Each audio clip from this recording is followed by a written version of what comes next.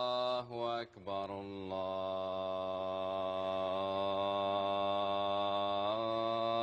الله أكبر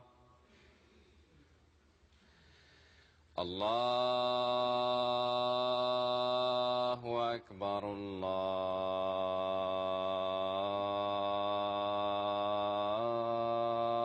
الله أكبر أشهد أن لا إله إلا الله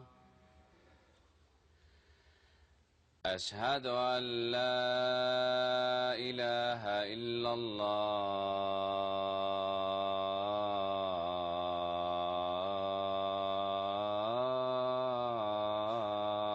الله أشهد أن محمدا رسول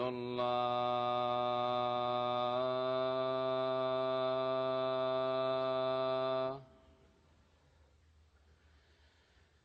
أشهد أن محمدا رسول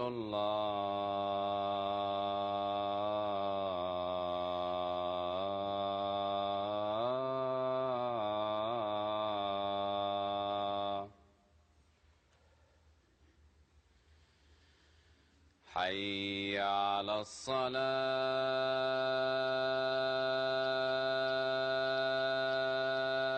الصلاة حي على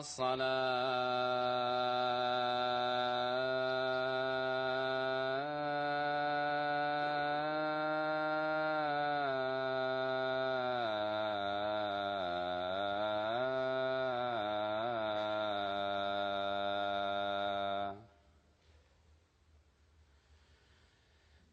حي على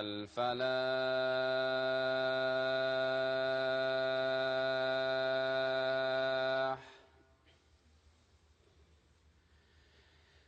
حي على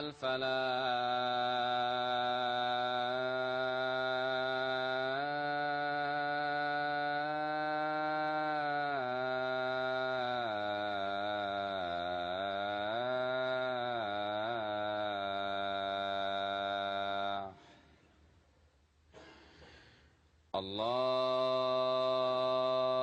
الله أكبر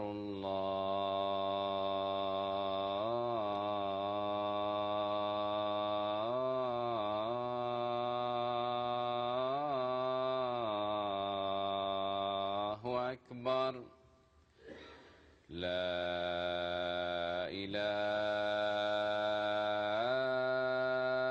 إله إلا الله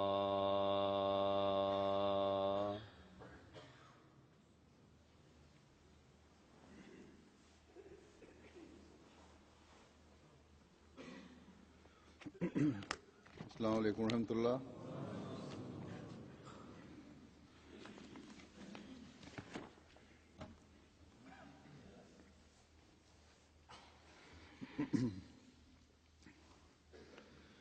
أشهد أن لا إله إلا الله وحده لا شريك له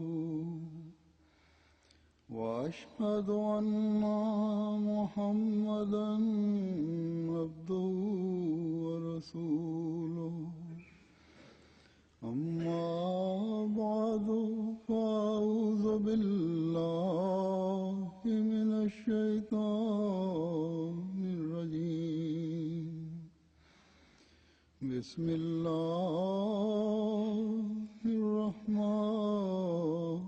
الرحيم الحمد لله رب العالمين الرحمن الرحيم مالك يوم الدين إياك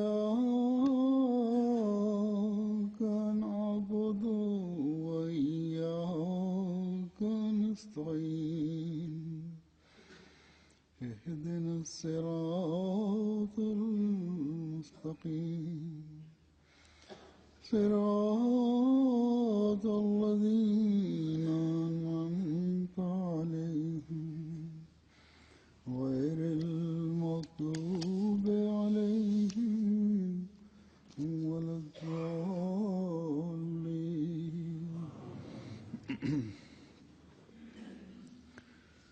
شہداء کا جو ذکر خیر چل رہا ہے اسی سلسلے میں آج سب سے پہلے میں ذکر کروں گا مکرم احسان احمد خان صاحب شہید ابن مکرم وسیم احمد خان صاحب.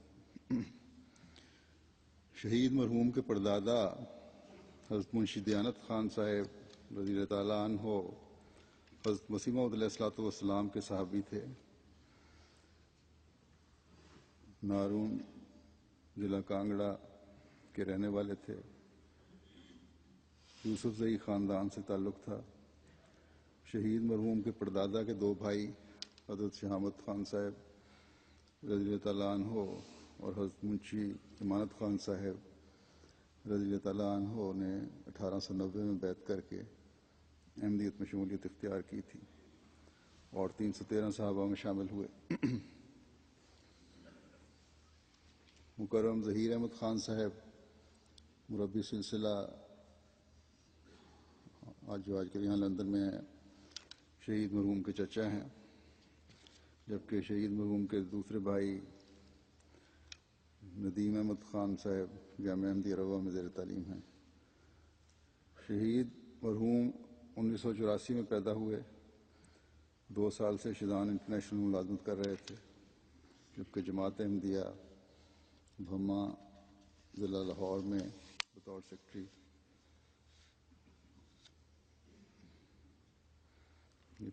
جماعت ہے بہرحال بطور سیکرٹری وقف جدید خدمت کی توفیق مل رہی تھی. بوقت شہادت ان کی عمر 26 سال تھی اور مسجد دارالذکر گڑھی شاہو میں جامع شہادت نوش فرمایا. ثانے کے روز صبح غسل کے بعد نماز اور تلاوت کی اور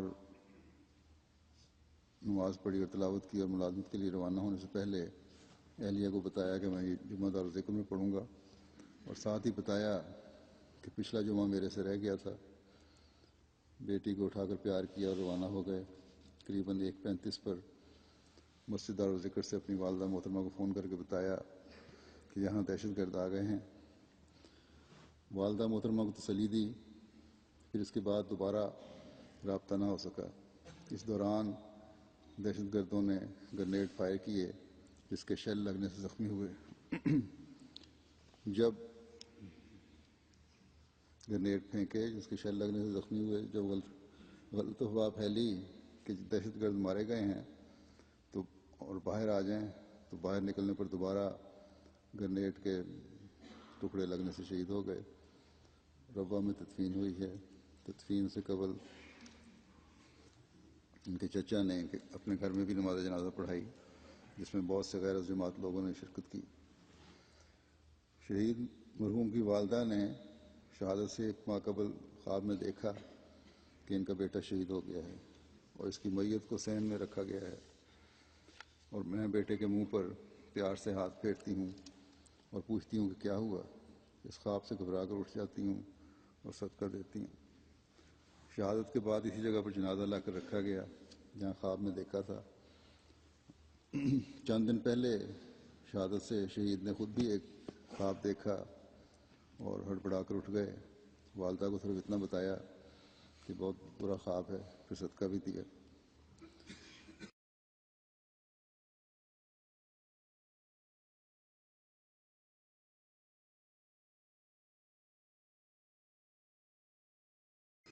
شہید مرحوم بہت ہی ایماندار اور نیک فطرت انسان تھے، دوسروں سے ہمدردی اور محبت سے پیش آتے تھے۔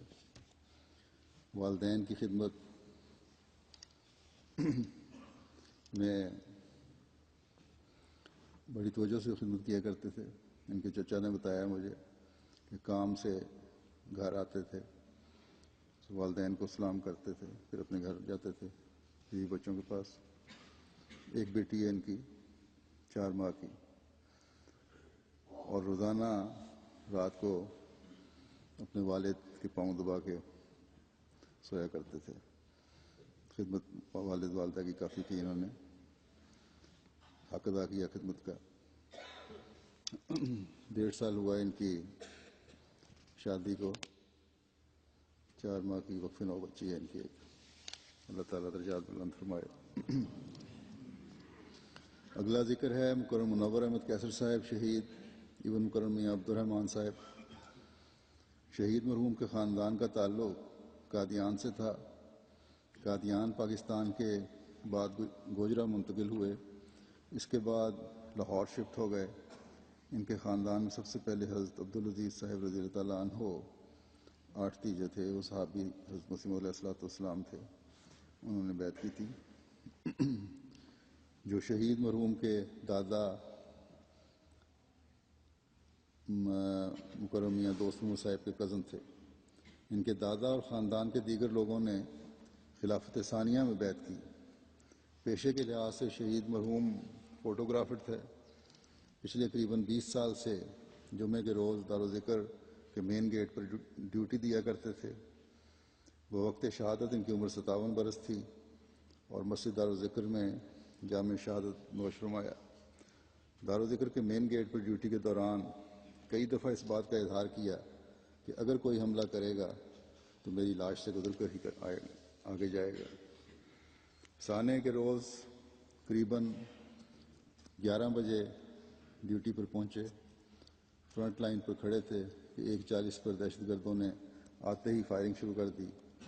ایک کو تو انہوں نے مضبوطی سے پکڑ لیا، جبکہ دوسرے نے آپ پر فائر کر کے آپ کو شہید کر دیا۔ اہلیہ محترمہ نے چند دن قبل خواب میں دیکھا کہ ایک تابوت ہے جو عام سائز سے کافی اونچا ہے، جس کے قریب ایک بینچ پڑا ہے۔ ان کے ایک عزیز بینچ پر پاؤں رکھ کر تابوت کے اندر لیٹ جاتے ہیں۔ پوچھنے پر کہ یہ کیوں لیٹے ہیں، حالانکہ یہ تو اچھے بھلے ہیں۔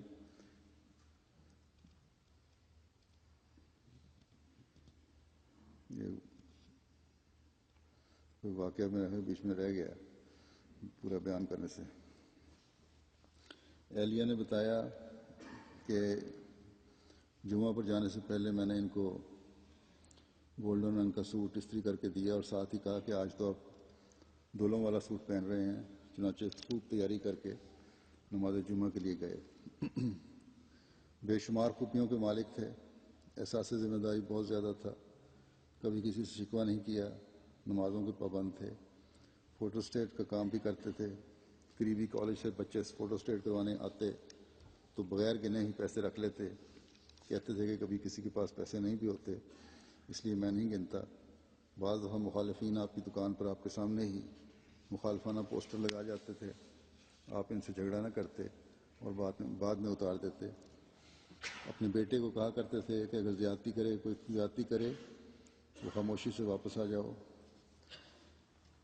اگر آپ نے جواب دیا تو پھر آپ نے اپنا معاملہ خود ہی ختم کر لیا، اگر اللہ پر چھوڑ دیا تو اللہ ضرور بدلہ لے گا۔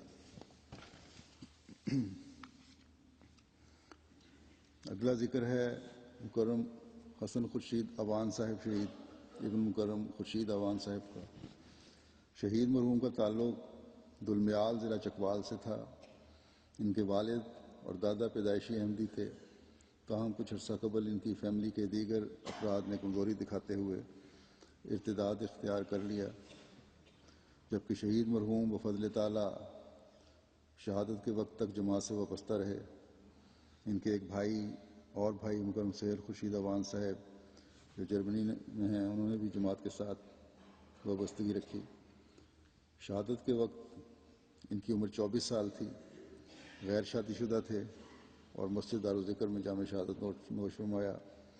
سانے کے روز دارالذکر میں نماز جمعہ ادا کرنے گئے، دہشت گردوں کے آنے پر گھر فون کر کے بتایا کہ مسجد پر حملہ ہو گیا ہے، میں زخمی ہوں، دعا کریں۔ اسی دوران دہشت گردوں کی فائرنگ سے شہید ہو گئے۔ ان کی فیملی کے غیر جماعت ممبران ان کے احمدی ہونے کے بارے میں اعتراضات کرتے رہے، جس پر ان کے والدین ان کے دباؤ میں آ گئے اور اطلاع دی کہ اگر احمدی احباب نے نماز جنازہ پڑھی تو علاقے میں فساد پھیل جائے گا۔ یہاں پر ختم نبوت والے نام نہاد ختم نبوت والے کہنا چاہیے کافی ایکٹیو ہیں۔ ان وجوہات کی بنا پر احمدی احباب کو نماز جنازہ ادا نہ کرنے دی گئی۔ غیر جماعت نے ہی نماز جنازہ پڑھی اور تدفین کی، تاہم علاقے میں عام لوگ مجموعی طور پر اس امر پر افسوس کا اظہار کرتے رہے۔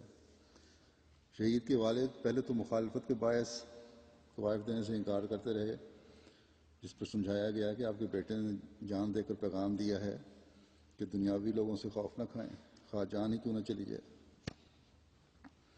شہید مرحوم کی قربانی کو چھپانا شہید کے ساتھ زیادتی ہے، لیکن پھر بھی انہوں نے کوئی کوائف نہیں دیے۔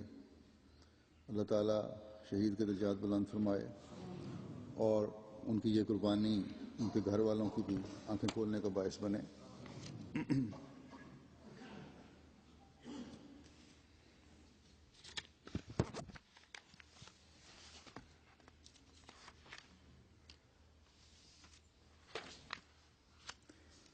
ان کے بارے میں امیر صاحب چکوال نے لکھا ہے، مکرم ملک حسن خورشید عوام صاحب کے بارے میں، کہ دعوت اللہ کا کوئی موقع بھی ہاتھ سے جانے نہ دیتے تھے۔ پچھلے چند سالوں سے آپ کے والد مکرم ملک خورشید احمد صاحب نے جماعت احمدیہ سے علیحدگی اختیار کی تو ملک حسن خورشید صاحب اپنے حقیقی عقیدے یعنی احمدیت سے منسلک رہے اور تا دم آخر اس کے ساتھ رہے۔ نماز جمعہ گڑی شاہو اور دارالذکر جا کر ادا کرتے تھے۔ متعدد بار والدین کے اصرار کے باوجود اپنے ایمان پر قائم رہے۔ اگلا ذکر ہے مکرم محترم محمود احمد شاہ صاحب شہید مربی سلسلہ ابن مکرم چودھری غلام احمد صاحب کا۔ شہید مرحوم کے خاندان کا تعلق خونن ضلع گجرات سے تھا۔ شہید مرحوم کے دادا مکرم فضل داد صاحب نے بیعت کی تھی۔ شہید مرحوم کے والد بہت متعصب تھے۔ ایک دفعہ ایک کتاب تبلیغ ہدایت فرش پر بکھری پڑی تھی، اس کو اکٹھا کرنے لگے اور سوچا کہ اس کو پڑھنا نہیں، لیکن جب ترتیب لگا رہے تھے تو کچھ حصہ پڑھا، دلچسپی پیدا ہوئی اور ساری کتاب پڑھنے کے بعد کہا کہ میں نے بیعت کرنی ہے، اور 1922 میں 11 سال کی عمر میں بیعت کر لی۔ شہید مرحوم کے والد صاحب نائب تحصیلدار رہے۔ آپ نے کبھی کسی سے رشوت نہیں لی تھی۔ اس خلیفۃ المسیح ثانی رضی اللہ تعالیٰ عنہ کی سندھ میں زمینوں کے مختار عام تھے اور انتہائی نیک اور متقی انسان تھے۔ شہید مرحوم 31 مئی 1962 کو پیدا ہوئے اور پیدائشی وقف تھے۔ 1986 میں جامعہ پاس کیا۔ اس کے علاوہ محلے کی سطح پر متعدد جماعتی عہدوں پر خدمت کا موقع ملا۔ اس کے علاوہ نائب ایڈیٹر ماہنامہ خالد کے طور پر بھی خدمت کرتے رہے۔ پاکستان کے مختلف شہروں میں بطور مربی سلسلہ تقرری کے علاوہ تنزانیہ میں بھی 11 سال مربی سلسلہ کے طور پر خدمت کی توفیق پاتے رہے۔ بیت النور ماڈل ٹاؤن میں قریباً 3 ماہ قبل تقرری ہوئی تھی۔ وہ وقت شہادت ان کی عمر قریباً 48 سال تھی اور نظام وصیت میں بھی شامل تھے۔ مسجد بیت النور ماڈل ٹاؤن میں جامع شہادت نوش فرمایا۔ سانے کے روز نیا سوٹ، نیا رومال لیا، نیا سوٹ پہنا، نیا رومال لیا، اپنی رہائش گاہ میں 2 رکعت ادا کیے کرنے کے بعد اپنے بیٹے کے ہمراہ نماز جمعہ کے لیے مین ہال میں پہنچ گئے۔ لوگوں نے بتایا کہ حملے کے دوران آپ مسلسل لوگوں کو دعاؤں کی طرف توجہ دلا رہے تھے، اور جب حملہ آور مسجد کے اندر آیا تو آپ نے بلند آواز میں نعرہ بھی لگایا اور مسلسل درود شریف کا ورد کرتے رہے۔ آپ کے سینے میں 2 گولیاں لگی تھیں جن کی وجہ سے آپ کو شہادت ہو گئی۔ اس سانے میں ان کا بیٹا اللہ کے فضل سے محفوظ رہا۔ شہید مرحوم کی اہلیہ بتاتی ہیں کہ شہادت سے 1 روز قبل مورخ 27 مئی کی رات MTA پر عہد نشر ہو رہا تھا۔ وہ عہد جو خلافت جوبلی پہ دہرایا تھا میں نے، تو انہوں نے اونچی آواز میں یہ عہد دہرایا اور یہ ارادہ کیا کہ جمعے کے دن خطبے کے بعد پوری جماعت کے ساتھ یہ عہد دہرائیں گے، لیکن اللہ تعالیٰ کو کچھ اور ہی منظور تھا۔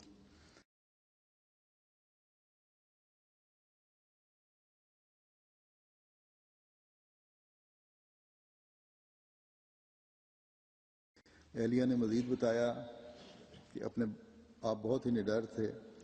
جب جماعت کے خلاف آرڈیننس آیا تو اس کے کچھ عرصے بعد اپنی ہمشیرہ کے ہمراہ سفر پر جا رہے تھے کہ قمیص پر کلمہ طیبہ کا بیج لگا ہوا تھا۔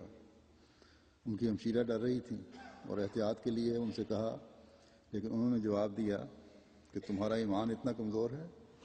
اسٹیشن پر اترنے کے بعد وہاں موجود پولیس اہلکار سے جا کر مصافحہ کیا اور اپنی ہمشیرہ سے کہا، دیکھو میں تو ان سے سلام کر کے آیا ہوں۔ آپ کو خدا تعالیٰ پر بہت ہی توکل تھا۔ شہید مرحوم کی اہلیہ بتاتی ہیں کہ تنزانیہ میں بھی خدمت کے دوران ان کی مخالفت ہوئی اور اس دوران اللہ تعالیٰ کی تائید اور نصرت کے نشان بھی دیکھے۔ 1999 میں معاند احمدیت شیخ سعیدی نے مربی صاحب پر ایک الزام لگایا کہ انہوں نے کچھ غیر قانونی بندوں کو اپنے مشن ہاؤس میں پناہ دے رکھی ہے۔ پولیس مشن ہاؤس آ گئی اور تلاشی کے بعد مربی صاحب کو تھانے لے گئی۔ تنزانیہ کا ایک قصہ ہے۔ مربی صاحب نے وہاں پہنچ کر اپنا اور جماعت کا تعارف کروایا تو پولیس والوں نے معذرت کرتے ہوئے آپ کو چھوڑ دیا۔ بعد ازاں پولیس سے بہت اچھے تعلقات بن گئے۔ اس کے تھوڑے ہی عرصے بعد شیخ سعیدی کو اسی الزام میں حکومت نے اس کو سعودی عرب سے ڈپورٹ کر دیا اور یہ خبر اخبارات میں بھی شائع ہوئی۔ تنزانیہ میں ہی ایک دفعہ جماعتی دورے پر جانے لگے تو مجھے ملیریا بخار تھا، ان کی اہلیہ کہتی ہیں، تو میں نے کہا کہ میری طبیعت ٹھیک نہیں ہے اور آپ جا رہے ہیں۔ مربی صاحب کہتے ہیں کہ میں اللہ کا کام کرنے جا رہا ہوں اور تمہیں بھی اللہ کے حوالے کر کے جا رہا ہوں۔ شہید کی اہلیہ بتاتی ہیں کہ ماڈل ٹاؤن لاہور میں تقرری کے کچھ عرصے بعد سے دھمکی آمیز ٹیلی فون کالز کا سلسلہ شروع ہو گیا۔ جب پہلی کال آئی تو مربی صاحب ایک شادی کے فنکشن میں گئے ہوئے تھے۔ معلوم ہوا کہ کچھ لوگ آپ کا پیچھا کر رہے ہیں، تو خدام احمدیہ کے کچھ ممبران نے بحفاظت مربی صاحب کو گھر پہنچا دیا۔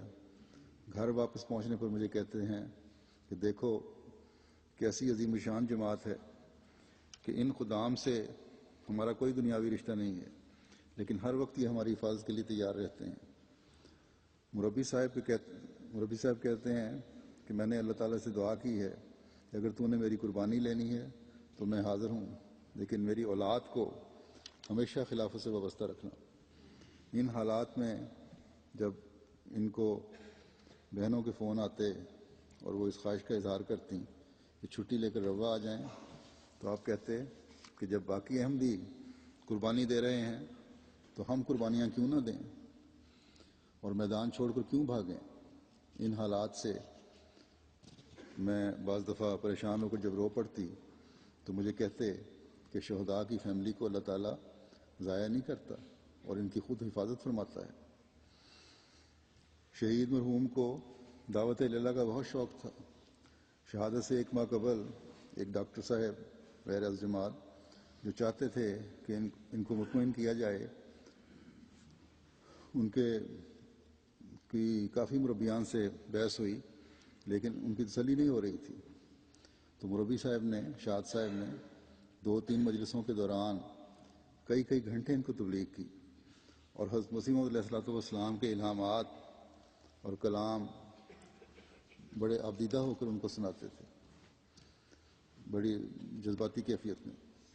ڈاکٹر صاحب کا بیان ہے کہ آج میرے لیے فرار ہونے کا کوئی راستہ نہیں ہے۔ وہی ڈاکٹر صاحب جن کو تبلیغ کی جا رہی تھی کہتے ہیں کہ میرے فرار ہونے کا کوئی راستہ نہیں، میں اب مطمئن ہو گیا ہوں، جو شخص خود آبدیدہ ہو کر مجھے تبلیغ کر رہا ہے ان کی جماعت جھوٹی کیسے ہو سکتی ہے۔ تو یہ بھی ہر تبلیغ کرنے کا ایک اپنا ہر ایک انداز ہوتا ہے اور جو دل سے نکلی ہوئی باتیں ہوتی ہیں پھر اثر کرتی ہیں۔ اور پھر ڈاکٹر صاحب نے بیعت کر لی۔ مربی صاحب کے والدین کے علاوہ باقی تمام رشتہ دار غیر از جماعت ہیں، آخری سانس تک ان کو بھی تبلیغ کرتے رہے۔ ہر غمی اور خوشی کے موقع پر اپنے بچوں کو خاص طور پر دکھانے کی غرض سے ساتھ لے جاتے تھے ان غیر جماعت رشتہ داروں کے پاس کہ دیکھو ہم میں اور ان میں کیا فرق ہے. ان لوگوں کے گلوں میں بد رسومات اور بدعات کا توق ہے اور ہم خلافت کی لڑی میں پروئے ہوئے ہیں.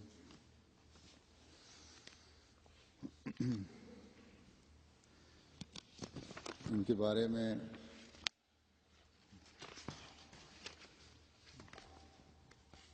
ایک صاحب نے مجھے خط میں لکھا کہ 2006 میں خاکسار کو اطلاع ملی پنڈی کے ہیں یہ کہ محمود شاہ صاحب مربی سلسلہ کو بیت الحمد مری میں تعینات کیا گیا ہے. خاکسار کو امیر صاحب ضلع راولپنڈی میں صدر حلقہ بیت الحمد شرکی کے علاوہ بیت الحمد مری روڈ مربی ہاؤس مری روڈ اور گیسٹ ہاؤس مری روڈ کی نگرانی بھی سونپی ہوئی تھی. تو امیر صاحب کی ہدایت آئی کہ مربی صاحب کے قیام و طعام کا بندوبست کریں. گیسٹ ہاؤس میں طعام کا بھی بندوبست نہیں تھا. کھانا جو بھی پیش کیا جاتا بڑے صبر و رضا کے ساتھ کھا لیتے. مربی صاحب اور گیسٹ ہاؤس مربی ہاؤس اور گیسٹ ہاؤس مری روڈ 3 منزلہ ہے. پہلے مربی ہاؤس دوسری منزل پر تھا. جماعت نے فیصلہ کیا کہ اسے تیسری منزل پر شفٹ کر دیا جائے اور پہلی 2 منزلیں گیسٹ ہاؤس بنائی جائیں. تیسری منزل پر شدید گرمی ہوتی تھی مگر مربی صاحب کمال صبر و رضا کے ساتھ وہاں مقیم رہے اور کبھی حرف شکایت زبان پر نہ لائے. خلیفہ وقت کے خطبات جمعہ بڑے اہتمام سے سنتے تھے اور احباب جماعت کو بھی بار بار سننے کی تلقین کرتے تھے. اگر کبھی کسی جماعت میں ڈش خراب ہو گیا تو اس وقت تک چین سے نہیں بیٹھتے تھے جب تک ڈش درست نہ کروا لیتے تھے. مربی صاحب نہایت ہی نرم دل اور خوش مزاج انسان تھے. ہر ایک کے ساتھ دوستی اور پیار کا تعلق قائم کرتے. خاندانوں کا بہت علم رکھتے تھے. اس طرح احباب کے ساتھ ایک ذاتی تعلق بنا لیتے تھے. خطبات جمعہ میں حضرت مسیح موعود علیہ الصلوۃ والسلام کی تحریرات اور منظوم کلام بھی بکثرت استعمال کرتے. دشمن کے ناکام و نامراد رہنے اور جماعت کی کامیابی پر کامل یقین تھا اور بڑی تحدی سے اس کا ذکر کرتے تھے. خطبات میں اکثر ان کی آواز بھر آ جاتی تھی. 28 مئی سے 2 یا 3 جمعہ پہلے عشرہ تعلیم القرآن کے سلسلے میں ماڈل ٹاؤن میں خطبہ دیا اور حضرت مسیح موعود کا ایک انظار پڑھ کر سنایا جس میں جماعت کے ان لوگوں کا ذکر ہے جو قرآن کو باقاعدگی سے نہیں پڑھتے. اس پر جذبات کو قابو میں نہیں رکھ سکے اور آواز بھر آ گئی. خلافت جماعت اور نظام تقدس کے بارے میں ایک ننگی تلوار تھے. اگر خلافت اور جماعت کے بارے میں کوئی معمولی سی بات بھی کر دیتا تو اسی وقت اس کا منہ بند کر دیتے اور اس وقت تک نہ چھوڑتے جب تک اس کو غلطی کا احساس نہ ہو جاتا. خاکسار کے حلقے میں یہ لکھتے ہیں، وہی صاحب لکھ رہے ہیں اعظم صدیقی صاحب، کہ خاکسار کے حلقے کی مجلس عاملہ کا اجلاس اکثر رات کو 9 یا 10 بجے شروع ہوتا تھا. رات گئے سخت سردی میں سائیکل پر اجلاس میں شامل ہوتے اور اپنی ہدایت سے نوازتے.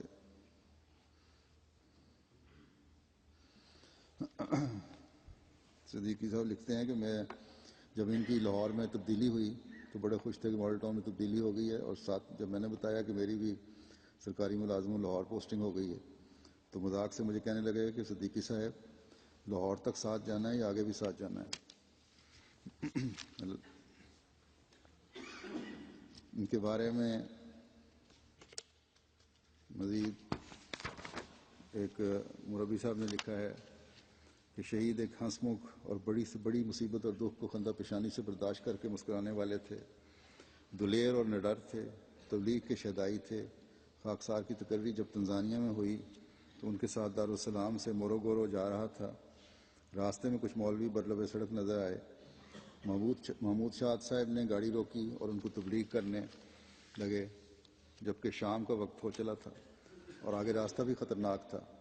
ایک مجمع اکٹھا ہو گیا اور دعوت اللہ سے تمام لوگ مستفید ہونے ہوئے اور ان مولویوں کو لاجواب کر کے دوڑا دیا.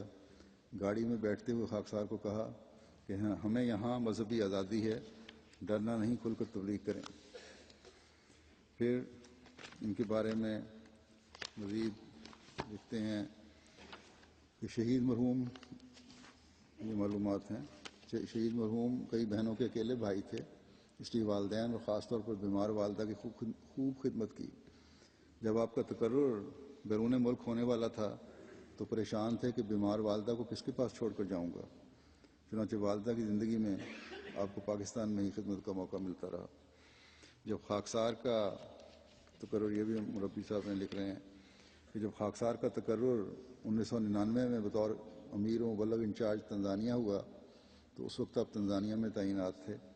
بڑے ہی شوق اور لگن سے تبلیغ کیا کرتے تھے، نئی سے نئی جگہوں پر رابطے کر کے ویڈیو اور آڈیو کیسٹس کے ذریعے اور مجالس لگا کر آپ تبلیغی کیمپس لگایا کرتے تھے، جس کے نتیجے میں اللہ تعالیٰ نے کئی جماعتیں بھی عطا کیں۔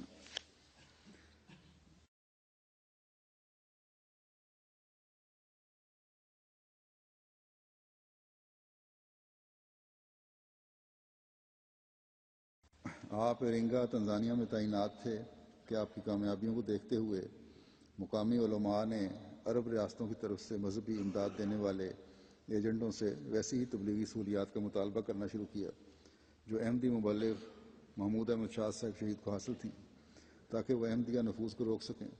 جب ایک ایک کر کے ان کی تمام تبلیغی ضروریات پوری کر دی گئیں اور کوئی نتیجہ نہ نکلا بلکہ احمدیت مزید تیزی سے صوبے میں پھیلتی رہی تو مقامی علماء سے پوچھا گیا کہ کیا وجہ ہے کہ تمام تبلیغی سہولیات کے حصول کے بعد بھی آپ کے کام کا کوئی نتیجہ نہیں نکل رہا؟ تو انہوں نے کہا کہ ابھی ہمارے پاس ایک چیز کی کمی ہے، وہ یہ کہ جماعت احمدیہ کے پاس پاکستانی مبلغ ہے جو کہ ہمارے پاس نہیں ہے۔ اگر ہمیں بھی ایک پاکستانی مبلغ دے دیا جائے تو اس کی رہنمائی میں ہم بھی کامیاب ہوں گے۔ یہ بھی بیچاروں کی غلط فہمی تھی، کیونکہ ان کے جو غیر جماعت پاکستانی مبلغ آنے تھے انہوں نے ان کو تبلیغ کے بجائے صرف گالیاں سکھانی تھیں۔ اگلا ذکر ہے مکرم وسیم احمد صاحب شہید ابن مکرم عبد القدوس صاحب آف پورن نگر کا۔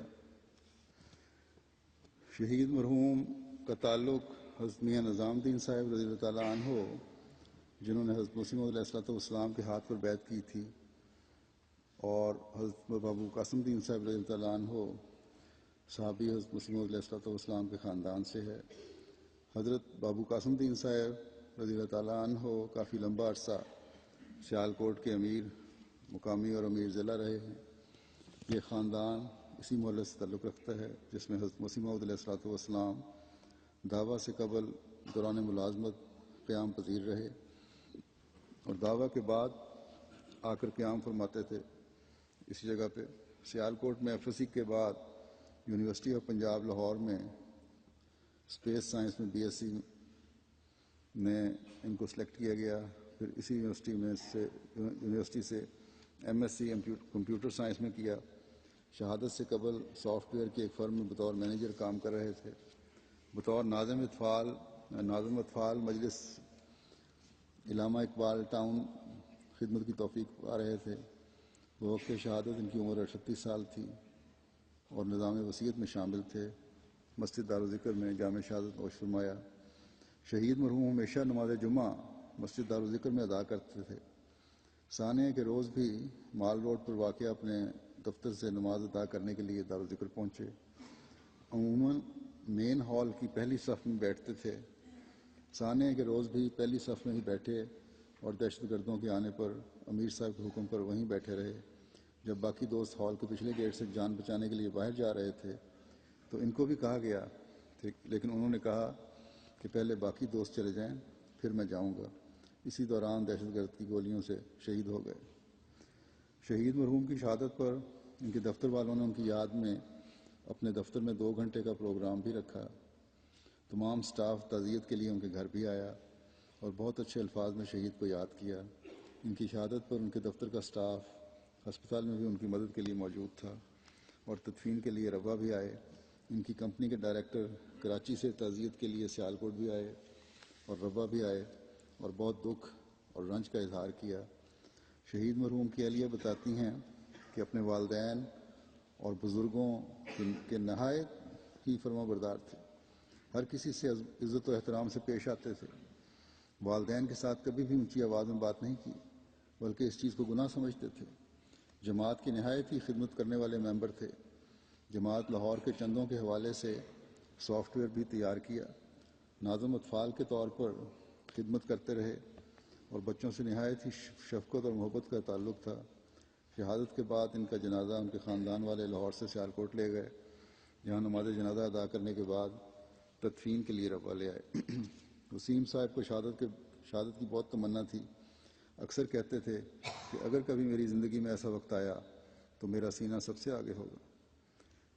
مکرم عمران ندیم صاحب سیکرٹری اشاعت مجلس اطفال الاحمدیہ ضلع لاہور ان کے بارے میں بتاتے ہیں کہ نہایت دھیمی طبیعت تھی، اطاعت کا مادہ بہت زیادہ تھا، بڑے آرام سے اور غور سے بات سنتے اور پھر ہدایت پر عمل کرتے. کسی اجلاس یا پروگرام میں بچوں کو شامل کرنے کے لیے اپنی گاڑی پر بڑی ذمہ داری سے لاتے اور گھر واپس چھوڑتے، دوسرے کو بچوں کو گھروں سے اکٹھا کرتے تھے. آخری دم تک یہ جماعتی خدمات سر انجام دیتے رہے. صدر صاحب حلقہ علامہ اقبال ٹاؤن ان کے بارے میں بتاتے ہیں کہ بہت ہی مخلص احمدی نوجوان تھے. مجلس خدام الاحمدیہ کے کاموں میں بہت دلچسپی لیتے تھے. اطفال کی تعلیم و تربیت کے لیے بہت ہی بہترین رہنما تھے. وسیم صاحب 5 بہن بھائیوں میں سب سے بڑے تھے. نہایت ہی لائق، ذہین اور محنتی نوجوان تھے. ان کی والدہ محترمہ نے ان کی تعلیم و تربیت میں بہت اہم کردار ادا کیا تھا. والدین کے کم تعلیم یافتہ ہونے کے باوجود والدین کی خواہش تھی کہ ان کی اولاد تعلیم حاصل کرے، چنانچہ اپنی لگن اور علم سے محبت کی بدولت کامیاب ہوئے. ان کی اہلیہ بتاتی ہیں کہ ان کی خوبیاں تو شاید میں گنوا ہی نہیں سکتی. مجھے انہوں نے خط لکھا تھا، کہتی ہیں ان کی خوبیاں تو شاید میں گنوا ہی نہیں سکتی. حضور اگر میں یہ کہوں کہ وہ ایک فرشتہ صفت انسان تھے تو جھوٹ بالکل نہ ہوگا. یہ تو پورے خاندان کے افراد کا کہنا ہے کہ وسیم صاحب جیسا دوسرا نہیں.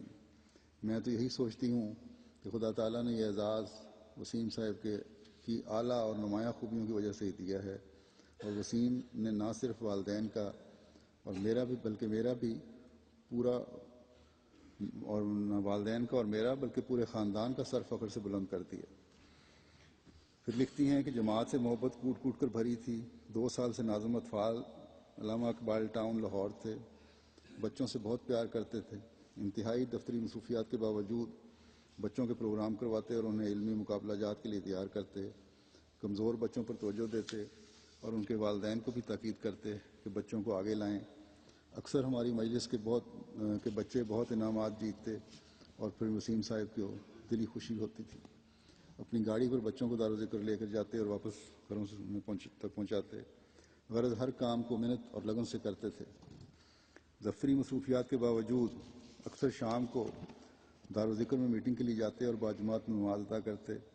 دفتر میں بھی باقاعدگی سے نماز کے وقت نماز ادا کرتے تھے. میں نے اکثر وسیم صاحب کو نماز ادا کرتے غور کیا کہ وہ نماز ادا کرتے ہوئے حق ادا کرتے تھے.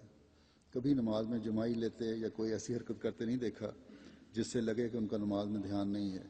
ایسا لگتا تھا جیسے وہ واقعی خدا تعالیٰ کو سامنے دیکھ کر دعا کر رہے ہیں. پھر لکھتی ہیں مالی قربانی میں بھی وسیم صاحب ہمیشہ پیش رہتے تھے. ہمیشہ اپنی تنخواہ پر پورے 1/10 حصہ ادا کرتے اور اس کے علاوہ جو بھی چندہ جات ہوتے ان میں بڑھ چڑھ کر حصہ لیتے تھے. کبھی بھی اپنی ذات پر فالتو پیسے خرچ نہیں کرتے تھے.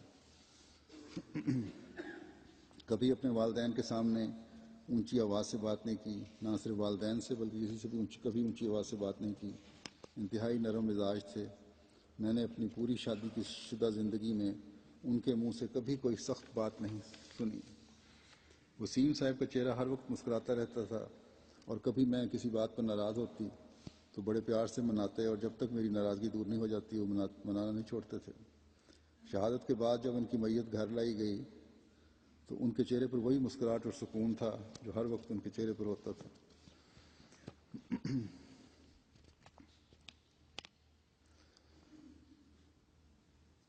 کوئی بھی مہمان ہو ہر ایک سے بہت عمدہ طریقے سے ملتے، کوئی بھی نہ بھولتا. ماں باپ کا، بہن بھائیوں کا ہر طرح سے خیال رکھتے تھے. عزیز رشتہ داروں سے کبھی بھی کوئی ناراضگی نہ رکھتے تھے. یہاں تک کہ آفس کے لوگ بھی کہتے کہ وسیم صاحب نے کبھی اپنے جونیئر سے بھی سخت لہجے میں بات نہیں کی. وسیم صاحب نے ڈر قسم کے انسان تھے. احمدی ہونے پر فخر تھا. گاڑی میں تشہیر رسالے اکثر پڑے ہوتے تھے. ان کا جونیئر جو کہ احمدی تھا انہیں اکثر کہتا تھا کہ وسیم صاحب کہیں کوئی مولوی فطرت انسان یہ دیکھ کر آپ کو نقصان نہ پہنچائے. تو وسیم صاحب کہتے کہ یار شہادت کا رتبہ ہر ایک کی قسمت میں نہیں ہوتا. گھر میں بھی اکثر کہتے تھے کہ تبلیغ سے کبھی نہیں ڈرنا چاہیے کیونکہ ہم جیسے گناہ گاروں کو ایسا اعزاز کہاں ملتا ہے.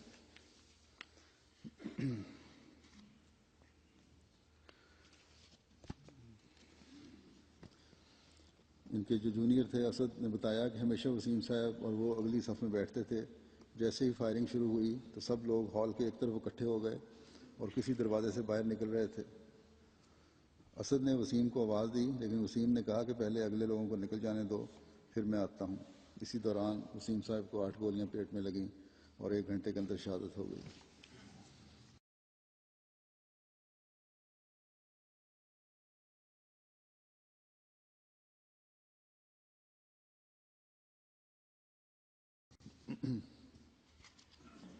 اگلا ذکر ہے مکرم وسیم احمد صاحب شہید بن مکرم محمد اشرف صاحب چکوال کا.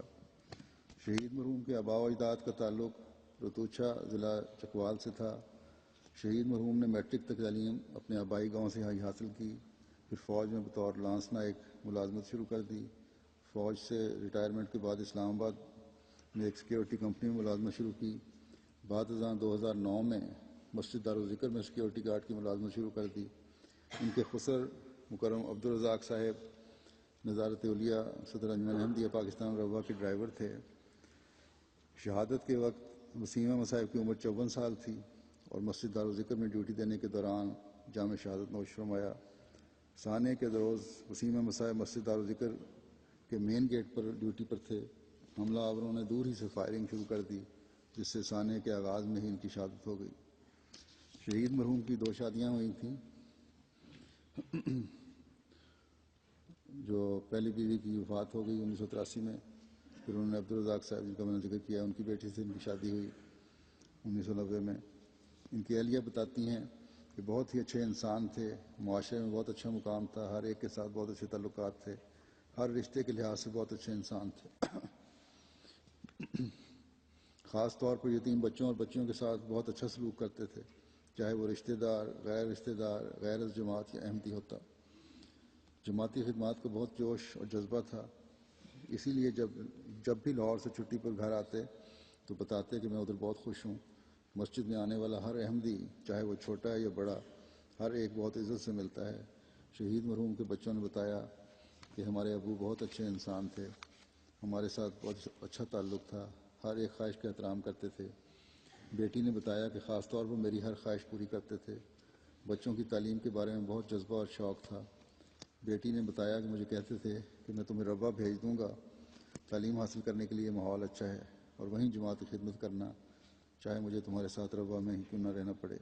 بہت ہی شفقت اور پیار کرنے والے باپ تھے. شہید مرحوم کی اہلیہ نے مزید بتایا کہ شہادت سے کچھ روز قبل فون کر کے مجھے بتایا کہ میں ڈیوٹی پر کھڑا تھا. صدر صاحب ہلکا مسجد میں تشریف لائے. میرے پاس سے گزرے تو میں نے کہا صدر صاحب میری وردی پرانی ہو گئی ہے. اگر مجھے نئی وردی لے دیں تو ہر ایک آنے والے کو اچھا محسوس ہوگا. لہٰذا صدر صاحب نئی وردی لے دی. شہادت والے روز آنے سے قبل فون کر کے بتایا کہ میں نے نئی وردی پہنی ہے. اسی وردی میں شہادت کا رتبہ پایا.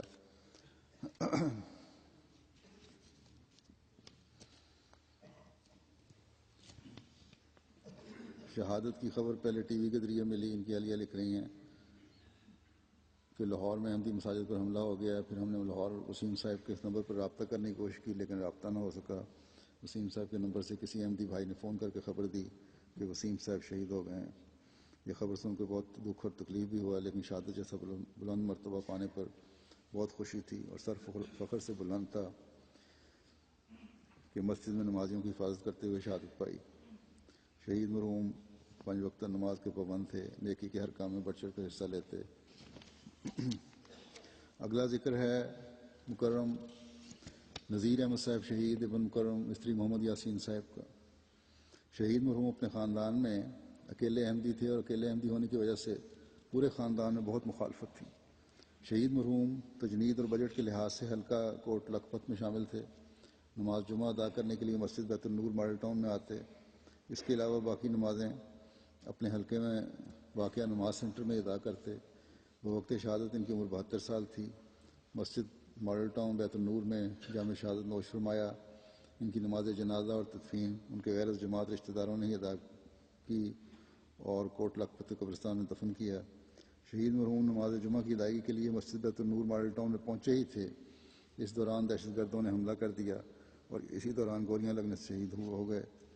ان کا جسد خاکی جناح اسپتال میں رکھا گیا، جہاں سے ان کے بھانجے جو غیر جماعت ہیں نعش کو جنازہ اور تدفین کے لیے لے گئے۔ مسجد دار ذکر میں ان کا نماز جنازہ غائب ادا کیا گیا۔ شہید مرحوم چندہ جات کی ادائیگی میں باقاعدہ تھے اور نمازی بھی تھے۔ خاندان میں شدید مخالفت کے باوجود شہادت پانے تک مضبوطی سے اہمیت پر قائم رہے۔ آج ان کے بارے میں ایک مزید صدر صاحب نے لکھا ہے کہ مین بازار میں اپنی قیمتی جائیداد تھی ان کی دکانیں تھیں، دکانوں پر بھتیجوں نے ان کی زندگی میں قبضہ جما لیا تھا۔ ایسے حالات میں ساری عمر سادہ زندگی بسر کی، خاندان کی مخالفت بھی برداشت کی، مگر احمدیت سے تعلق نہ توڑا اور نہ کمزور ہونے دیا۔ شہادت تک باقاعدہ بجٹ کے ممبر تھے، گو آمد نہ ہونے کے برابر رہ گئی تھی، مگر ادائیگی کرتے تھے۔ پرانی وضع کے آدمی تھے، سادہ لباس اور باقاعدگی سے جمعہ کی ادائیگی کے لیے سائیکل پر بیت النور وقت پر پہنچتے تھے اور پہلی صف میں بیٹھتے تھے۔ ہر ایک کو بڑی گرمجوشی سے ملتے تھے اور جب مسجد میں آتے تھے تو بڑا وقت گزارتے تھے کہ جتنا زیادہ دوست وقت احمدیوں کے درمیان میں گزرے اتنا اچھا ہے۔ گھر کے اندر اور باہر انہوں نے باوجود مخالفت کے حضرت مسیح موعود علیہ الصلوۃ والسلام اور خلفاء کی تصویریں لگائی ہوئی تھیں۔ عہدیداروں سے عقیدت رکھتے تھے، تبلیغ کا شوق جنون کی حد تک تھا۔ جہاں آپ کی رہائش ہے وہاں مخالفین کی سرگرمیاں عروج پر ہیں، مگر کسی خوف کے بغیر دعوت اللہ جاری رکھتے تھے۔ اگلا ذکر ہے مکرم محمد حسین صاحب شہید ابن مکرم نظام الدین صاحب کا۔ شہید مرحوم کے خاندان کا تعلق ضلع گرداسپور سے تھا۔ آپ کی پیدائش بھی وہیں ہوئی۔ کوئی دنیاوی تعلیم حاصل نہیں کی، لیکن قرآن مجید پڑھنا جانتے تھے۔ مکرم شیخ فضل حق صاحب سابق صدر جماعت سبی کے ذریعے بیعت کر کے جماعت احمدیہ میں شامل ہوئے۔ ان کے خاندان میں خود اور ان کی ایک بہن احمدی تھے۔ مکرم انعام الحق کوثر صاحب مربی سلسلہ شکاگو امریکہ کے ماموں تھے۔ کچھ عرصہ ایم ای ایس میں لیبر سپروائزر کے طور پر کام کرتے رہے۔ کارپینٹر کی حیثیت سے بھی کام کیا۔ ملازمت کے بعد کوئٹہ میں فرنیچر کی ایک دکان بھی کی۔ فرقان فورس میں بھی خدمت کی توفیق پائی۔ بوقت شہادت ان کی عمر 80 سال تھی اور مسجد دار ذکر میں جہاں شہادت نوش فرمایا۔ جمعہ کے روز صدقہ دینا ان کا معمول تھا۔ گھر سے 11 بجے تیار ہو کر نماز جمعہ کی ادائیگی کے لیے نکل پڑتے۔ سانے کے روز مسجد دار ذکر کے مین ہال میں موجود تھے۔ ان کی نعش دیکھی گئی تو ان کے دائیں جانب کا سارا حصہ جل چکا تھا، پیٹ پر بھی کافی زخم تھے۔ غالباً گرنیڈ پھٹنے سے شہادت ہوئی ہے۔ شام کو میو اسپتال سے ان کے غیر جماعت لواحقین ان کی نعش لے گئے اور جنازہ و تدفین بھی انہوں نے ہی کی۔ اہل خانہ کے مطابق شہید مرحوم نماز کے پابند تھے، چندہ جات باقاعدگی سے ادا کرتے تھے، باوجود اس کے کہ مالی حالت زیادہ اچھی نہ تھی۔ اپنی ضروریات سے بچا کر غریب اور ضرورت مندوں کی بلا تفریق مذہب و ملت مدد کرتے تھے۔ جماعت سے بہت مضبوط تعلق تھا۔ اہل خانہ نے مزید بتایا کہ عام طور پر نماز جمعہ کی ادائیگی کے لیے پہلی صفوں میں بیٹھتے تھے۔ بڑھاپے کی وجہ سے یہ یاد نہ رہتا تھا کہ آج کون سا دن ہے۔ چونکہ گھر والے تمام غیر جماعت ہیں تو وہ نہ بتاتے تھے کہ آج جمعہ ہے۔ شہید مرحوم نے ایک فقیر کے آنے کی نشانی رکھی تھی کہ یہ فقیر جمعے کو آتا ہے، کبھی بھول جاتا ہے تو اس فقیر کو دیکھ کر یاد آ جاتا ہے کہ جمعہ ہے۔ لیکن اچانک ایک دن فقیر نہ آیا، لیکن اچانک ایک بیٹی نے یاد دلایا کہ آج جمعہ ہے اور بغیر کھانا کھائے ہی جلدی میں نماز جمعہ کی ادائیگی کے لیے گھر سے نکل گئے۔ بڑے بیٹے نے بتایا کہ عموماً رات کو بستر پر نہ ہوتے، جب ان کو ڈھونڈتے تو جائے نماز پر نماز ادا کر رہے ہوتے۔ بچوں کو کہا کرتے تھے کہ مجھے اہل بیت حضرت صلی اللہ علیہ وسلم سے محبت ہے اور تم کو نہیں ہے۔ میں نے خواب میں اہل بیت سے ملاقات بھی کی ہے۔ بیٹے نے مزید بتایا کہ عموماً 10 محرم کو روزہ رکھا کرتے تھے۔ خلیفۃ مسیح ثانی رضی اللہ تعالیٰ عنہ کے دورہ کوئٹہ کے بہت ذکر کیا کرتے تھے کہ جب حضور کا پارک ہاؤس والی کوٹھی میں قیام تھا تو انہوں نے وہاں پر دن رات کام کیا مرمت وغیرہ کا۔ جب حضرت مسلم موعود رضی اللہ تعالیٰ عنہ تشریف لائے تو فرماتے تھے کس نے کام کروایا ہے، دیواروں سے خلوص ٹپک رہا ہے۔ اسی قیام کے دوران ایک دن پانی کا پائپ لیک کر رہا تھا، کوئی ٹھیک نہ کر سکا تو حضور نے فرمایا کہ محمد حسین کو بلاؤ، وہ ٹھیک کر دے گا. اور جب انہوں نے ٹھیک کر دیا تو بہت خوش ہوئے، فرمایا دیکھو میں نے کہا تھا نا محمد حسین ٹھیک کر دے گا. اللہ تعالیٰ ان کے درجات بلند کرو، ان کی اولاد کو بھی احمدیت حقیقی اسلام کو پہچاننے کی توفیق عطا فرمائے.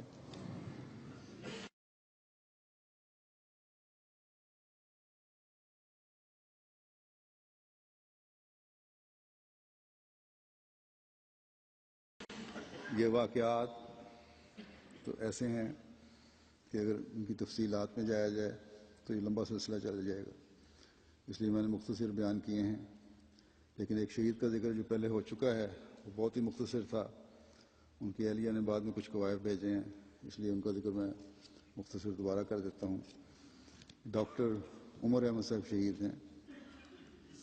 اہلیہ نے لکھا کہ میرا اور ان کا ساتھ تو صرف 1.5 سال کا ہے، لیکن اس عرصے میں مجھے نہایت ہی پیار کرنے والے شفیق، کم گو اور سادہ طبیعت انسان کے ساتھ رہنے کا موقع ملا.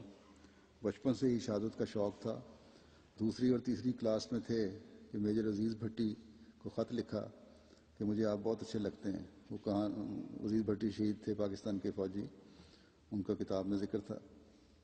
اور ایک فرضی خط لکھا کہ مجھے آپ بہت اچھے لگتے ہیں اور میں بھی آپ کی طرح شہید ہونا چاہتا ہوں. یہ مختصر خط ان کی والدہ کے پاس محفوظ ہے. شادی کے بعد اکثر شہادت کے موضوع پر بات کرتے رہتے تھے. ایک دن کہنے لگے کہ میں نے بہت ہی غور کیا ہے اور میں اس نتیجے پر پہنچا ہوں کہ جنت میں جانے کا واحد شارٹ کٹ شہادت ہے، لیکن میری قسمت میں کہاں.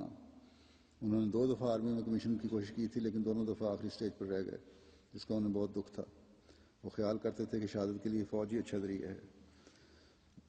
تو یہ ان لوگوں کا بھی جواب ہے جو کہتے ہیں کہ جماعت احمدیہ میں ملک کے خلاف ہے. ملک کی خدمت کا جذبہ کس طرح کوٹ کے بھرا ہوا تھا ان میں.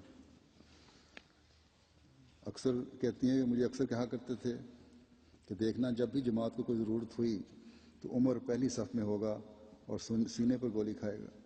اور یہ جو خط لکھا تھا شہید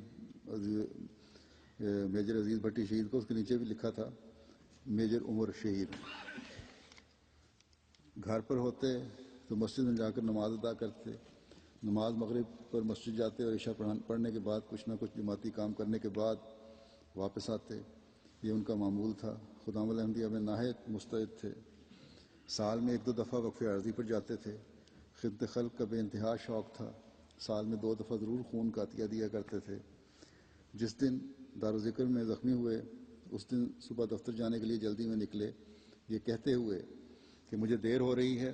چونکہ ان کے آفس سے مسجد دارالذکر قریب پڑتی تھی، اس لیے وہ جمعہ وہیں پڑھتے تھے. میری چھوٹی سے چھوٹی اور بڑی سے بڑی ضرورت کا خیال رکھا. اپنی بیٹی سے جو کہ اب 8 ماہ کی ہو گئی ہے بہت پیار کرتے تھے. دفتر سے آ کر اس کے ساتھ بہت دیر تک کھیلتے تھے. اس کے بارے میں کسی بھی قسم کی بے احتیاطی برداشت نہیں کرتے تھے. صرف اپنی بیٹی ہی نہیں، اہلیہ لکھتی ہیں کہ صرف اپنی بیٹی ہی نہیں بلکہ تمام بچوں سے بہت شفقت کا سلوک کرتے اور کہتے تھے کہ بچے معصوم ہوتے ہیں اس لیے مجھے پسند ہیں. لکھتی ہیں کہ شہادت سے تقریباً 2 ماہ قبل میں نے خواب میں دیکھا کہ عمر کی دوسری شادی ہو رہی ہے اور میں زارو قطار رو رہی ہوں.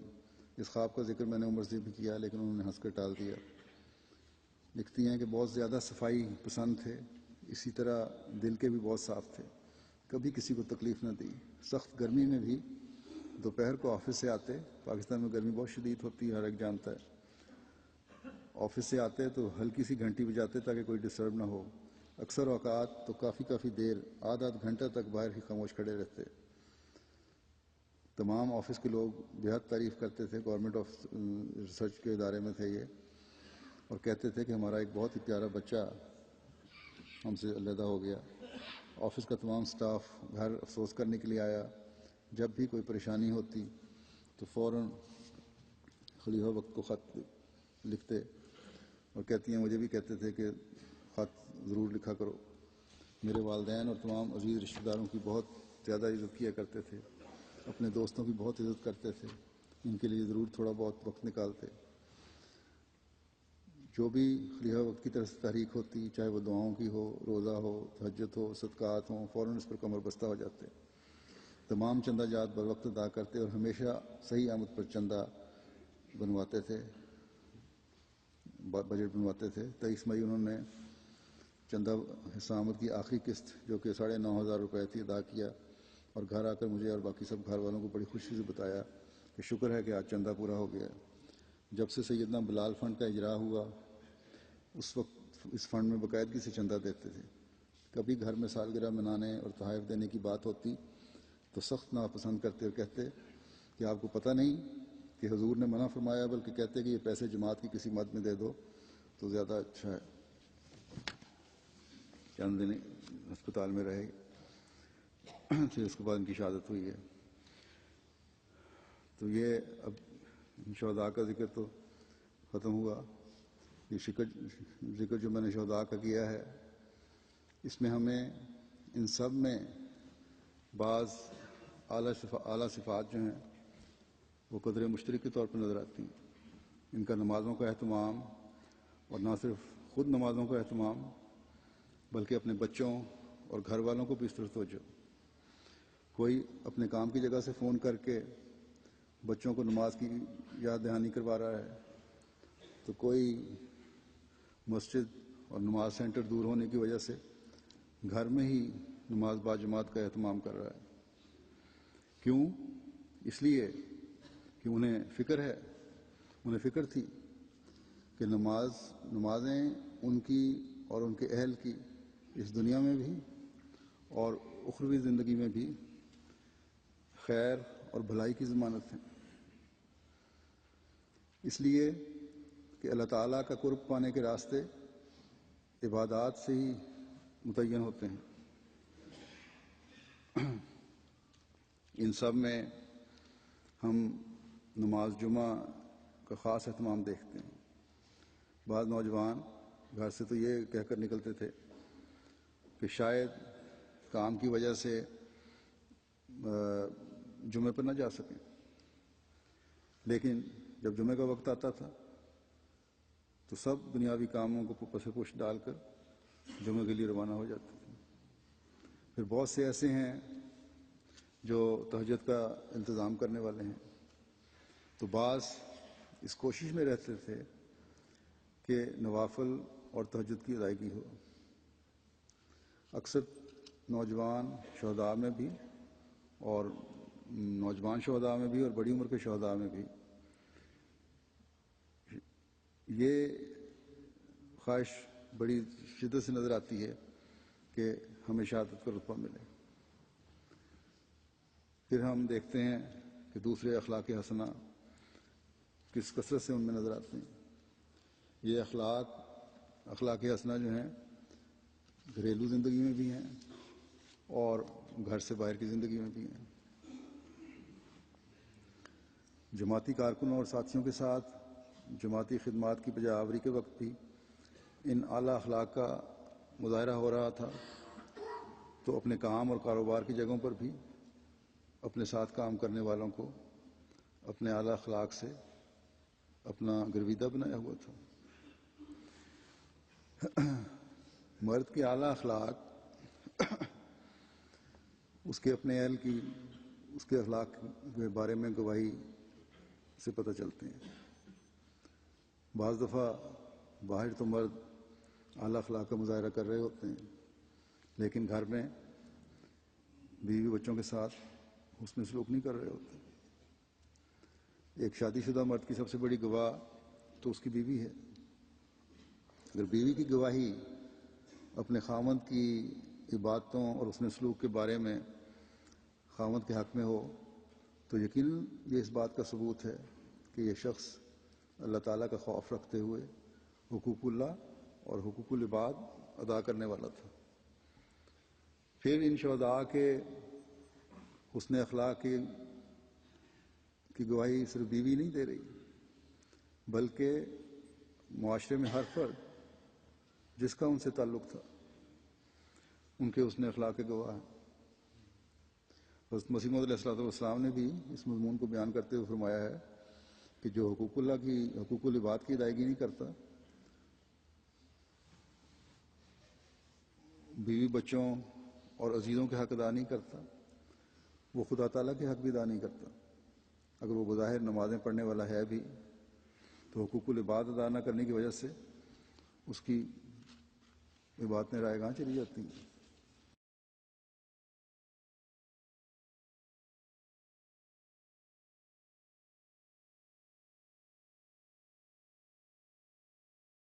بس یہ شہداء جو شہادت کے مقام کو پہنچے، یقیناً یہ شہادت کا رتبہ ان کے لیے عبادتوں کی قبولیت اور حقوق العباد کی ادائیگی کا حق ادا کرنے کی سند لیے ہوئے ہیں۔ پھر ہم دیکھتے ہیں کہ صرف اپنی عبادتوں اور حسن اخلاق پر ہی ان لوگوں نے بس نہیں کی، بلکہ اپنی ذمہ داریوں کی جزیات کو بھی نبھایا۔ ایک باپ اپنے گھر کا راعی ہے اور بچوں کی تعلیم و تربیت اور نگرانی اس کی ذمہ داری ہے، تو اس فریضے کی ادائیگی کی طرف بھی توجہ دی ان لوگوں نے، اور یہ توجہ ہمیں ہر شہید میں مشترک نظر آتی ہے۔ اس قرآنی حکم کو انہوں نے اپنے پیش نظر رکھا کہ وَلَا تَقْتُلُوا أَوْلَادَكُمْ خَشْيَةَ إِمْلَاقٍ، کہ تم مفلسی کے خوف سے اولاد کو قتل نہ کرو، اپنے کاروباروں میں اس قدر محو نہ ہو جاؤ کہ یہ خیال ہی نہ رہے کہ اولاد کی تربیت بھی ہماری ذمہ داری ہے۔ یہ لوگ اپنے اس عہد کو بھولے نہیں کہ دین کو دنیا پر مقدم رکھنا ہے، اور اس عہد کی پاسداری کی خاطر انہوں نے اپنے کاموں کی جگہ سے فون کر کر کے گھر میں بیوی کو یاد کروایا کہ بچوں کو نماز پڑھوا دو، کہ دین کو مقدم کرنے کی ابتدا تو نمازوں سے ہی ہوتی ہے۔ ایک بچی نے باپ کی تربیت کا یہ اسلوب بتایا کہ لمبے تفریحی سفر پر ہمارے ابا ہمیں ساتھ لے جاتے تھے اور راستے میں مختلف دعائیں پڑھتے رہتے تھے، اور اونچی آواز میں اور بار بار پڑھتے تھے کہ ہمیں بھی یاد ہو جائیں دعائیں، اور ہمیں ان سے یاد ہو گئیں۔ اور پھر صرف دعائیں یاد ہی نہیں کروائیں بلکہ یہ بھی کہ کس موقع پر کون سی دعا کرنی ہے۔ تو یہ تھے وہ جانیں قربان کرنے والے اور جانیں قربان کرنے والوں کے اپنی اولاد کے لیے تربیت کے اسلوب۔ پھر نوجوان تھے جن کے والدین بفضل تعالیٰ حیات ہیں، ان کے حقوق بھی ہمہ وقت ان جوان شہیدوں نے ادا کیے۔ والدین بیمار ہیں تو رات دن کی خدمت میں ایک کر دیے۔ خدا تعالیٰ کے حکم کہ والدین سے حسن سلوک کرو اور ان کی کسی سخت بات پر بھی اف کا کلمہ منہ سے نہ نکالو، اس کا حق ادا کر دیا ان لوگوں نے۔ پھر بعض دفعہ یہ ہوتا ہے کہ شادی شدہ جوان اگر ماں باپ کا حق ادا کر رہے ہیں تو بیوی کا حق بھول جاتے ہیں، اگر بیوی کا حق ادا کرنے کی طرف توجہ ہے تو ماں باپ کا حق بھول جاتے ہیں۔ لیکن ان مومنوں نے تو مومن ہونے کا اس بارے میں بھی حق ادا کر دیا۔ بیویاں کہہ رہی ہیں کہ والدین کے حق کے ساتھ ہمارا اس قدر خیال رکھا کہ کبھی خیال ہی دل میں پیدا نہیں ہونے دیا کہ ہماری حق تلفی تو کجا ہلکی سی جذباتی تکلیف بھی پہنچائی ہو۔ اور ماں باپ کہہ رہے ہیں کہ ہم سمجھتے ہیں کہ ہمارے حق ادا کرنے کی کوشش میں کہیں بیوی کے حق کی ادائیگی میں کمی نہ کی ہو۔ بس یہ اعتماد اور یہ حقوق کی ادائیگی ہے جو حسین معاشرے کی قیام اور اپنی زندگی کو بھی جنت نظیر بنانے کے لیے ان لوگوں نے قائم کیا۔ اور پھر اللہ تعالیٰ نے بھی کتنا بڑا اجر عطا فرمایا کہ دائمی جنت کی ضمانت دے دی۔ 17-18 سال کا نوجوان ہے تو اس کی طبیعت کے بارے میں بھی ماں باپ اور قریبی تعلق رکھنے والے، بلکہ جس کالج میں تعلیم حاصل کر رہے ہیں وہ نوجوان کر رہے تھے، ان سب کی رائے یہ ہے کہ وہ عجیب منفرد قسم کا اور منفرد مزاج کا بچہ تھا۔ پھر ان سب میں ایک ایسی قدر مشترک ہے جو نمایاں ہو کر چمک رہی ہے، اور وہ ہے جماعتی غیرت کا بے مثال اظہار، اطاعت نظام کا غیر معمولی نمونہ، جماعت کے لیے وقت قربان کرنے کے لیے ہر وقت تیار رہنا اور کرنا، دین کو دنیا پر مقدم رکھتے ہوئے جماعت کے لیے سارے حقوق کی ادائیگی کے باوجود، ساری ذمہ داریوں کے حقائق کی ادائیگی کے باوجود وقت نکالنا، اور صرف ہنگامی حالت میں ہی نہیں بلکہ عام حالات میں بھی کئی کئی گھنٹے وقت دینا، اور بعض اوقات کھانے پینے کا بھی ہوش نہ رہنا، اور پھر یہ کہ خلافت سے غیر معمولی تعلق، محبت اور اطاعت کا اظہار۔ کیوں یہ اظہار تھا؟ اس لیے کہ حضرت صلی اللہ علیہ وسلم نے فرمایا تھا کہ مسیح موعود اور مہدی موعود کے بعد جو دائمی خلافت کا سلسلہ چلنا ہے اس نے مومنین کے جذبہ وفا اور اطاعت اور خلافت کے لیے دعاؤں سے ہی دائمی ہونا ہے۔ بس یہ لوگ تھے جنہوں نے عبادات اور اعمال صالحہ کے ذریعے سے نظام خلافت کو دائمی رکھنے کے لیے آخر دم تک کوشش کی، اور اس میں نہ صرف سرخرو ہوئے بلکہ اس کے اعلیٰ ترین معیار بھی قائم کیے۔ یہ لوگ خلافت کے اپنے اپنے دائرے میں دست و بازو بنے رہے۔ یہ سلطان نصیر تھے خلافت کے لیے، جن کے لیے خلیفہ وقت دعا کرتا رہتا ہے کہ مجھے عطا ہوں۔ اللہ تعالیٰ ان سب کے درجات بلند فرماتا رہے، اپنے پیاروں کے قرب سے ان کو نوازے۔ یہ شہداء تو اپنا مقام پا گئے، مگر ہمیں بھی ان قربانیوں کے ذریعے سے یہ توجہ دلا گئے ہیں کہ اے میرے پیاروں، میرے عزیزوں، میرے بھائیوں، میرے بیٹوں، میرے بچوں، میری ماؤں، میری بہنوں اور میری بیٹیوں، ہم نے تو صحابہ کے نمونے پر چلتے ہوئے اپنے عہد بیعت کو نبھایا ہے، مگر تم سے جاتے وقت یہ آخری خواہش کا اظہار کرتے ہیں کہ ان نیکیوں اور وفا کی مثالوں کو ہمیشہ قائم رکھنا۔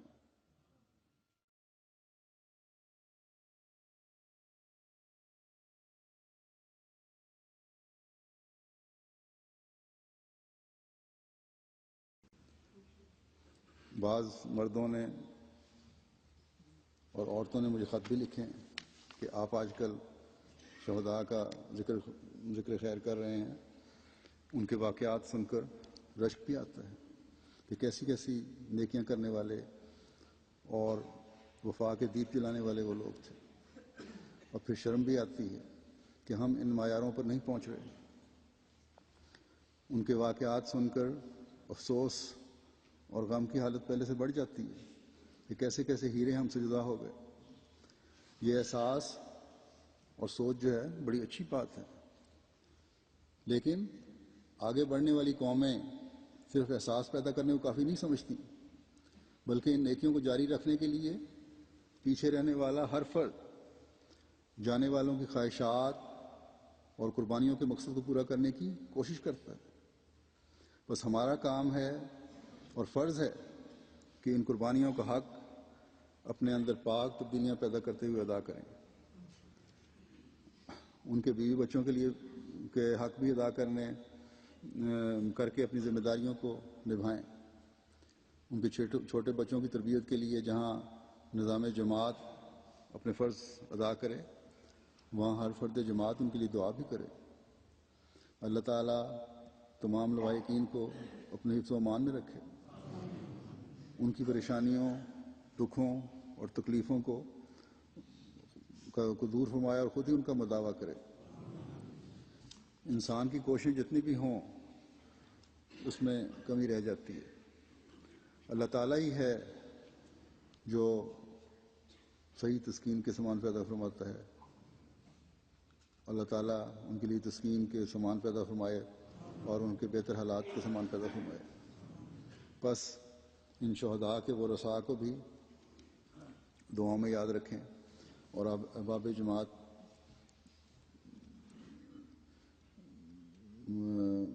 اپنے لیے بھی دعائیں کریں۔ اللہ تعالیٰ ہمیں بھی ہر شر سے، دشمن کے ہر شر سے محفوظ رکھے، کیونکہ دعاؤں کی آج کل بہت زیادہ ضرورت ہے۔ پاکستان میں حالات جو ہیں وہ بدتر ہی ہو رہے ہیں۔ تو فرق نہیں پڑا اس سے، مخالفت بڑھتی چلی جا رہی ہے۔ اللہ تعالیٰ ہر شر سے بچائے اور ان شریروں کے شر ان پر الٹائے، اور ہمیں ہر احمدی کو ثبات قدم عطا فرمائے۔ آخر میں میں ابھی نماز جمعہ کے بعد نماز جنازہ پڑھاؤں گا، نماز جنازہ غائب، اس کا اعلان کرتا ہوں۔ یہ مکرم نذیر شفیق المرادنی صاحب سابق امیر جماعت سیریا کا نماز جنازہ ہے۔ 30 جون 2010 کو 67 سال کی عمر میں ان کی وفات ہوئی۔ انا للہ و انا الیہ راجعون۔ آپ ایف اے کرنے کے بعد 6 سال تک شیخ ہاشم کے ہاں شریعت پڑھتے رہے۔ آپ کا گھر دمشق کے محلہ شاہور میں تھا، جہاں مکرم منیر الحسنی صاحب امیر شام جو تھے وہ رہتے تھے۔ آپ بچپن سے ان کو جانتے تھے، اسی زمانے میں آپ کو ان کی خدمت کا شرف بھی حاصل ہوا۔ اور وزیر صاحب نے 1963 میں جماعت کے بعض عقائد سنے اور بیعت کر لی۔ آپ دمشق میں اربن ٹرانسپورٹ کے انچارج تھے۔ حضرت خلیفۃ المسیح رابع رحمہ اللہ تعالیٰ نے 1986 میں آپ کو شام کا پہلا صدر مجلس انصار اللہ اور 1988 میں مکرم منیر الحسنی صاحب کی وفات کے بعد بلاد شام کا امیر مقرر فرمایا۔ 1999 میں سیریا کے نامناسب حالات کی وجہ سے وہاں عمارت کا ختم کر دی گئی۔ ان حالات میں حضرت خلیفۃ المسیح رابع رحمہ اللہ تعالیٰ نے جماعت سیریا سے فرمایا کہ وہ اصحاب رقیم بن جائیں، تو آپ نے کتابیں لکھنی شروع کر دیں، اور اللہ تعالیٰ کے فضل سے آپ کی 8 کتابیں چھپ چکی ہیں۔ وفات سے قبل بھی آپ ایک کتاب تصنیف کر رہے تھے۔ آپ کو 1996 میں جلسہ سالانہ انگلستان میں شمولیت کی توفیق ملی، اور اس جلسے کے بعد آپ ساری زندگی خلیفہ وقت کی مہمان نوازی اور نوازشوں کا ذکر کرتے رہے۔ نہایت سادہ مگر مزاحیہ اور شگفتہ طبیعت کے مالک تھے۔ واقفین کی بہت عزت کرتے تھے۔ ہمارے وہاں واقفین زندگی بعض تعلیم حاصل کرنے جاتے ہیں، اور دمشق کے آنے والے تمام اسٹوڈنٹس کا بہت خیال رکھتے تھے۔ دمشق آنے والے خلافت احمدیہ سے آپ کو ایک عشق کا تعلق تھا، جو خلافت کا ذکر آنے پر آپ کی آنکھوں اور آواز سے چھلکتا تھا۔ صابر ایسے تھے کہ بڑی سے بڑی تکلیف پر بھی دل سے شکر و حمد کے گیت گایا کرتے تھے۔ با وفا دوست اور ایک مستقل مزاج احمدی تھے۔ اپنے سسرال سے ایسا اپنائیت اور محبت کا سلوک تھا کہ آپ کی نسبتی بہن آپ کو اپنا والد سمجھتی تھیں۔ مکرم محمد مسلم درابی صاحب بیان کرتے ہیں، جو آج کل صدر جماعت ہیں سیریا کے، کہ جب مجھے شام کا نیشنل صدر مقرر کیا گیا تو آپ نے ایسی اطاعت اور عاجزی اور اخلاص کا اظہار کیا کہ میں حیران رہ گیا۔ اللہ تعالیٰ ان کے درجات بلند فرمائے، ان کے لوائقین کو صبر جمیل عطا فرمائے۔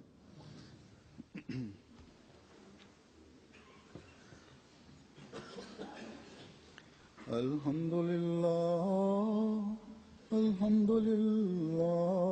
نحمده ونستعینه ونستغفره ونؤمن به ونتوکل علیہ ونعوذ باللہ من شرور انفسنا ومن سیئات اعمالنا من يهده الله فلا مضل له ومن يضلل فلا هادي له ونشهد أن لا إله إلا الله ونشهد أن محمدا عبده ورسوله عباد الله رحمكم الله إن الله يأمر بالعدل والإحسان وإيتاء ذي القربى وينهى عن الفحشاء والمنكر والبغي يعظكم لعلكم تذكرون اذكروا الله يذكركم وادعوه يستجب لكم ولذكر الله أكبر